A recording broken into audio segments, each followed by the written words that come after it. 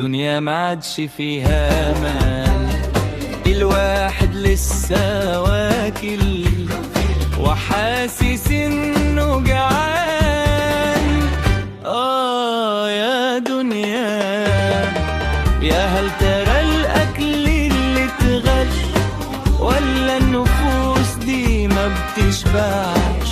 فين البركة اللي كانت زمان؟ يا دنيا ما عادش فيها امان. هو الاكل باينه ما غشوش، والزرع كمان مرشوش، وما فيش حاجة زي زمان، ولا انا اللي بقيت فجعان، ولا الجوع هو اللي زنان.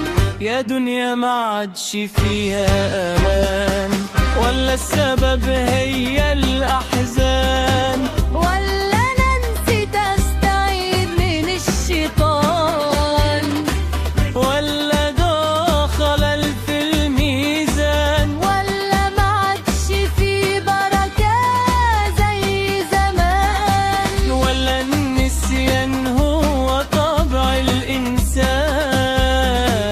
يا دنيا ما عادش فيكي امان.